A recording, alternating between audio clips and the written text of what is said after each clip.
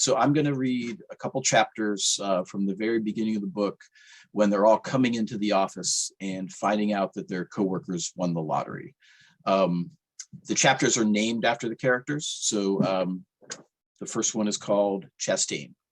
Oh, also, I'm going to swear a lot. So if you don't like that, you're in the wrong place, I'm afraid. So I said on Twitter, I'm going to say the word asshole at least 6 times in this 6 minutes that I'm reading this excerpt. So be ready for that. Trigger alert. Okay, this is called Chastain.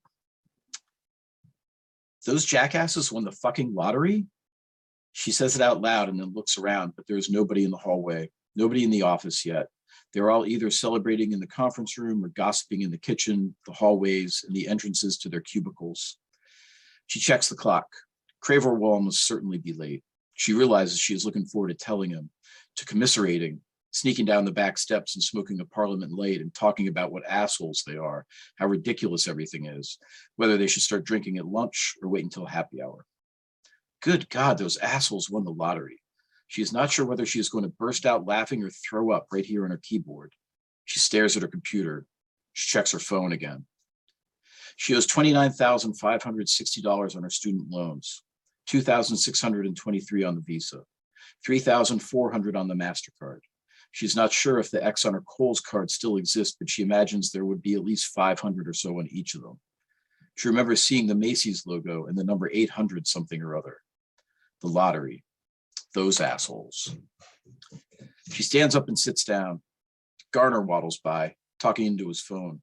He has a folder in his hands and a little bounce in his step. She always thought it was so typical. These idiots tithing themselves to the state in the most stupid possible way. $2 here, $1 there, $100 a year that could go somewhere else. Would she have missed $100 a year? She puts the thought out of her head.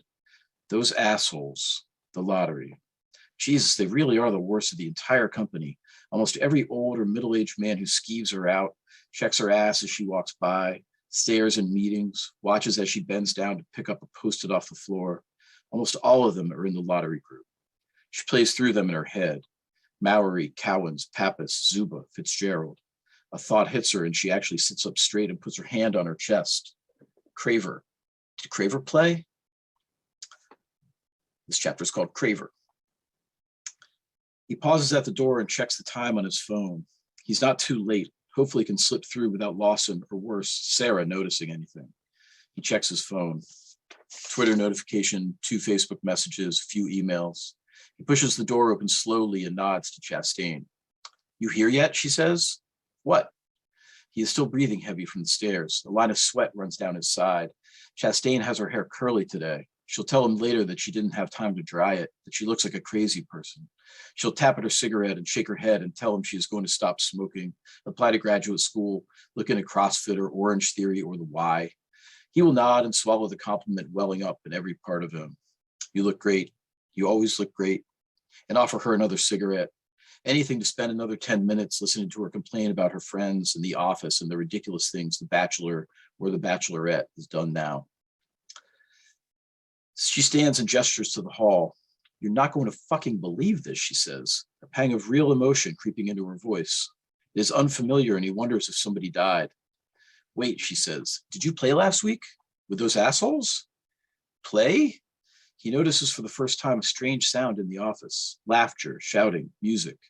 Party sounds coming from another part of the floor. The lottery, the fucking lottery. I think, he says. The lottery. Did he play the lottery? He's a part-timer with the lottery. Sometimes he plays and sometimes he doesn't, and it depends mostly on whether he happens to have $2 in his wallet at the exact time when Garner sends the email. You think?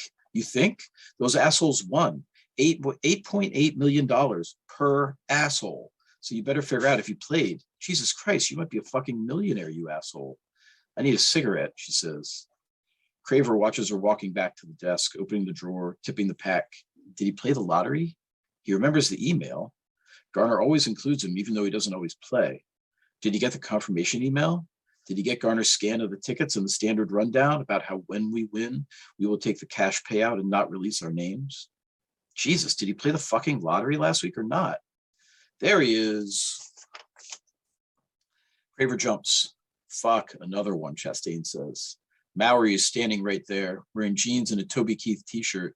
He is holding a beer and an envelope. There he is, he says again. He holds his envelope up to Craver. Better go get one of these, he says, and then holds the beer up. And one of these, too. He comes closer, holds a palm up for a high five. Chastain taps a cigarette out of the pack and puts it in her mouth. I might have to smoke this right here in this goddamn office today, she says. Maury laughs. Don't think anybody would care too much today, he says. He turns to Craver, pushes the hand further up toward his face. Don't leave me hanging, buddy, he says. Craver taps his hand, his mind still turning. Maury pushes his hand up to the sky and makes an explosion sound. Craver almost pauses to explain that this isn't how high fives work, but decides against anything that might prolong the interaction. Well, come on, man, Maury says. We're all over in the conference room. I have to, Craver says. Did he get the confirmation email? You don't have to do jack shit, man. Not anymore, Maury says. None of us do. Well, sorry, Jenny. Chastain gives him the finger and takes out her lighter. Maury laughs. Craver doesn't really like the way he is looking at Chastain, like he is considering something. Fuck this, Chastain says. She lights the cigarette and exhales. Craver reaches out and she hands it to him. He takes a deep draw, feels the cool scrape in his lungs. Okay, let's go, he says.